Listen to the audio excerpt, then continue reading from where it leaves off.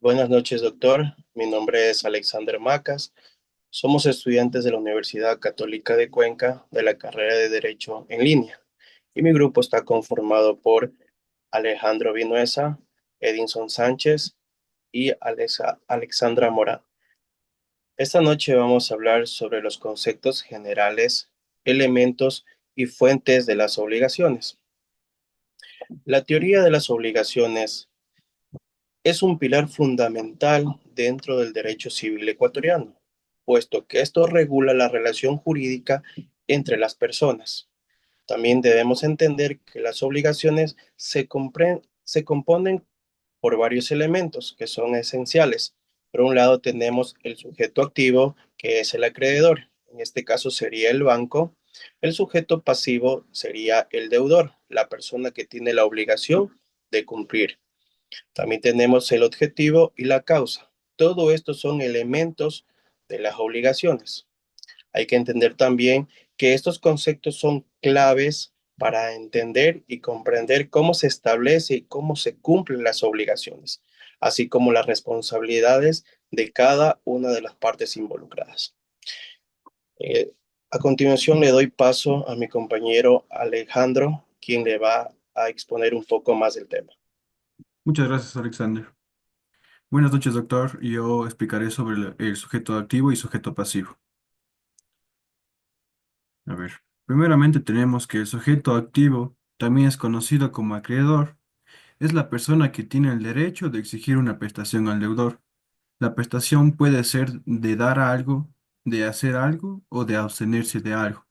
Por ejemplo, en un contrato de compraventa, el acreedor sería el vendedor, quien tiene el derecho a exigir el pago del precio acordado. Además, el acreedor tiene la facultad de recurrir a los tribunales si el deudor no cumple con sus obligaciones, lo que refleja la coercitividad de un vínculo jurídico. El segundo es el sujeto pasivo o deudor. El sujeto pasivo o deudor es quien asume la responsabilidad de cumplir la prestación exigida por el acreedor. El deudor está obligado a responder con su patrimonio en caso de incumplimiento, lo que asegura que el acreedor pueda recuperar lo que le corresponde, incluso a través de medidas legales. Uno de los ejemplos más comunes es el comprador en un contrato de compraventa, quien debe pagar el precio anteriormente acordado con el vendedor. El deudor tiene la responsabilidad de cumplir de manera adecuada dentro de los términos y plazos establecidos. A continuación, mi compañero Edison Sánchez nos presentará la siguiente parte. Muy buenas noches. Como estaban mencionando mis compañeros, nosotros en las obligaciones del derecho tenemos como como principales autores lo que sería el activo y el pasivo, pero también se presentan unos secundarios, como lo son en este caso el objeto y la causa, que serían los que yo estaría trabajando hablando el día de hoy. Vamos a empezar con el tema del objeto. El objeto es una obligación de la prestación misma que puede consistir en. Vamos a un poquito a describir qué significa como tal el objeto. El objeto de la obligación se refiere a un tipo de prestación que el deudor debe estar cumpliendo en favor del acreedor. Es decir, es como que el contenido concreto de la obligación, que es lo que estaría dando la razón de ser sobre la obligación de ambas partes.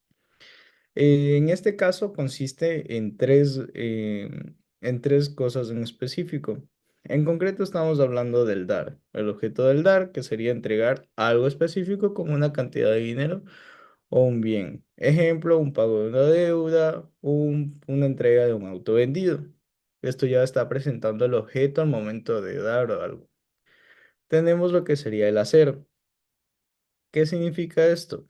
El realizar una acción como reparar un automóvil o construir una casa. Lo que vendría a ser, por ejemplo, una entrega de un servicio, por ejemplo, un arquitecto construyendo una casa para un cliente, pongámoslo de esa manera. Y como último, nosotros tenemos también el no hacer, el cual se refiere justamente a abstenerse de realizar algo en concreto, como por ejemplo no divulgar información confidencial. Esto se lo puede describir tal vez en un ejemplo como un empleado con cláusula de confidencialidad que no debe revelar información referente a la empresa. Ahora, cuando nosotros hablamos del objeto, también nosotros tenemos que comprender que el objeto debe tener un deber jurídico específico para que pueda llegar a ser dado. Para que pueda ser válido debe cumplir con tres requisitos en concreto. Tiene que ser lícito, ¿ok? Es decir, que no puede ser algo prohibido por la ley, es algo lógico. Por ejemplo, vendría a ser, no puede haber una obligación de vender drogas, por ejemplo. En nuestro Código Penal esto no es permitido. Que sea posible. Debe ser algo que pueda cumplirse en la realidad. Un ejemplo, no puede obligar a alguien a volar sin avión, por ejemplo. De aquí nosotros tenemos el determinado o determinable. Debe estar bien definido y ser posible determinado en el futuro. Ejemplo, si se acuerda la venta de 10 toneladas de maíz, la cantidad está clara, pero si se dice una cantidad de maíz únicamente, no se declara la cantidad, debe haber un criterio para definirlo más después. Entendido esto, nosotros también nos encontramos ahora sí con lo que sería la causa. ¿La causa qué nos dice? La causa es el motivo que origina la obligación. Es decir, la obligación nace de esta misma, de la necesidad, de la obligación de poder dar un bien específico, por ejemplo, en lo que da sentido al vínculo jurídico entre el acreedor y el deudor. Por ejemplo, la causa es, como ya mencionamos, es el motivo que está originando justamente la obligación. Es lo que termina dando sentido o algo de sentido a lo que sería el vínculo jurídico entre el acreedor o el deudor, el activo y el pasivo. Y un ejemplo claro puede ser en un contrato de un préstamo. La cláusula para el acreedor es obtener un reembolso del dinero prestado, mientras que para el deudor es recibir la suma del dinero necesaria. La causa debe ser lógicamente lícita, como ya hemos mencionado, y no contraria al orden público ni a las buenas costumbres. Pues en este caso la obligación sería completamente nula. Esto vendría a ser por mi parte. Doy la entrada, por favor, a mi compañera Alexandra Morante. Buenas noches, doctor, compañeros. Yo voy a presentar lo que es la relación jurídica entre el acreedor y el deudor. En esta relación, que se conoce como vinculum juris, que significa justamente vínculo jurídico, es este vínculo, de cierta manera, obliga al deudor a cumplir la prestación y faculta al acreedor para exigirla. En cuanto a lo que respalda por ley, que se establece mecanismos para garantizar el cumplimiento de las obligaciones y así, a su vez, proteger los derechos de ambas partes. Ejemplo de esto podemos tener que de relaciones jurídicas incluyen como son los contratos, cuasi contratos, delitos y disposiciones legales específicas. En cuanto a contratos, tenemos que un contrato de arrendamiento se puede dar cuando una persona alquila su bien, su local, pongámosle un local comercial por $600 mensuales, debiendo pagar puntualmente mientras el arrendador mantiene obviamente el inmueble en condiciones óptimas. De esta manera, en un contrato, pongámosle una prestación de servicios, una empresa contrata a un diseñador gráfico para crear un logo por un valor de $400, debiendo el diseñador entregar el trabajo en el plazo ya acordado y la empresa tendría que pagarle a la persona.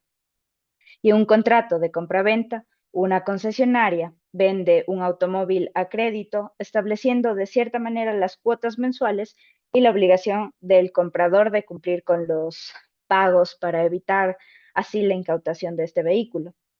Ahora, segundo punto, tenemos el cuasi contrato. En el caso del pago de lo indebido, un usuario transfiere por error $100 a una cuenta equivocada y el receptor de esta cuenta, al percatarse, tiene la obligación de devolver el dinero. En la gestión de negocios, por ejemplo, ajenos, sin mandato, un hombre se ve que la casa de su vecino en su ausencia ha sufrido tal vez una fuga de agua y contrata a un plomero, debiendo el propietario reembolsarle los costos que hubo al momento de realizar estas acciones. Y también tenemos el caso, tal vez un enriquecimiento sin causa. Un pintor es contratado para remodelar una oficina. pero por error pinta otra, generando la obligación del beneficiario de pagarle por el servicio recibido. Ahora, tercer punto, tenemos delitos. Pongamos un caso de robo, un delincuente es capturado hurtando en un supermercado y además de enfrentar en sí un juicio penal, debe obviamente indemnizar al dueño por los bienes sustraídos. En este caso, también podemos eh, ejemplificar el momento de una estafa. Una persona vende en redes sociales un producto que nunca entrega, lo que obliga obviamente a devolver el dinero y enfrentar un proceso penal por este fraude cometido. Y tal vez en una lesión culposa, un motociclista atropella a un peatón al pasarse un semáforo en rojo, generando obviamente la obligación de cubrir gastos tanto médicos como lo que corresponde al momento de ir ante la justicia. Ahora bien, en disposiciones legales específicas, en la protección al consumidor, un usuario, pongamos, le compra un teléfono celular que deja de funcionar al mes y con base en la Ley de Defensa al Consumidor, exige el cambio o reembolso del mismo en el derecho de la propiedad.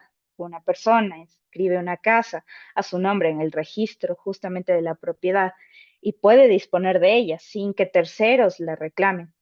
Y en normas laborales, como ya mencionó igual mi compañero, sobre el tema específico de despidos, un trabajador que es despedido sin justificación y conforme al Código de Trabajo, demanda y obviamente a su vez obtiene una liquidación e indemnización por despido intempestivo.